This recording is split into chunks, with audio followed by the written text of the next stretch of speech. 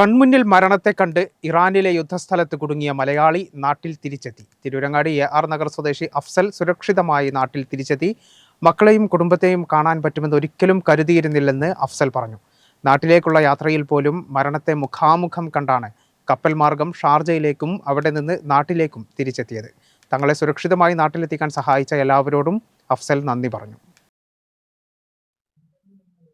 ആശങ്കകൾക്കും ദുരിതങ്ങൾക്കുമൊടുവിൽ ഇറാനിൽ കുടുങ്ങിയ മലപ്പുറം സ്വദേശികളിൽ ഒരാൾ നാട്ടിൽ തിരിച്ചെത്തി.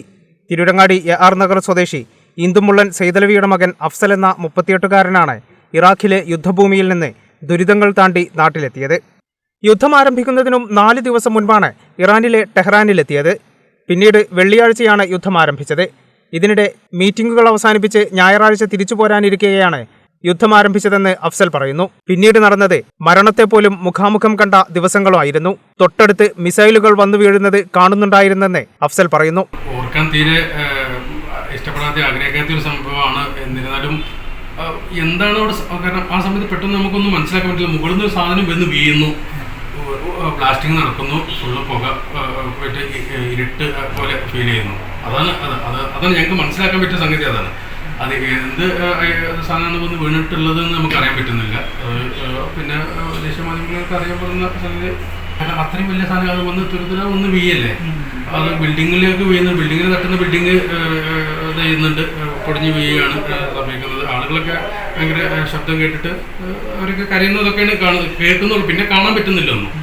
ഒടുവിൽ പലരുടെയും കാരുണ്യത്തിൽ നാട്ടിലേക്ക് കപ്പൽ മാർഗം തിരിച്ചുവരാനുള്ള അവസരമൊരുങ്ങി.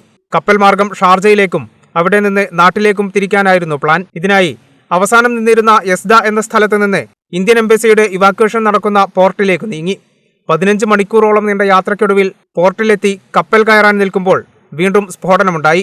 ഒടുവിൽ അവിടെ നിന്നും ഇറങ്ങി ഓടുന്നതിനിടെ ചാരന്മാരാണെന്ന് കരുതി പിടികൂടി പരിശോധിച്ച പോലീസാണ് സുരക്ഷിത സ്ഥലത്തേക്ക് വാഹനത്തിലെത്തിച്ചത്. പിന്നീട് പിറ്റേ ദിവസം കപ്പൽ കയറിയെങ്കിലും കാലാവസ്ഥ വീണ്ടും വില്ലനായി. ഈ ദുരിതപർവങ്ങളെല്ലാം പിന്നിട്ടാണ് അഫ്സൽ ഒടുവിൽ ഷാർജയിലേക്കും ഷാർജയിൽ നിന്ന് നാട്ടിലേക്കും വിമാനം കയറിയത്.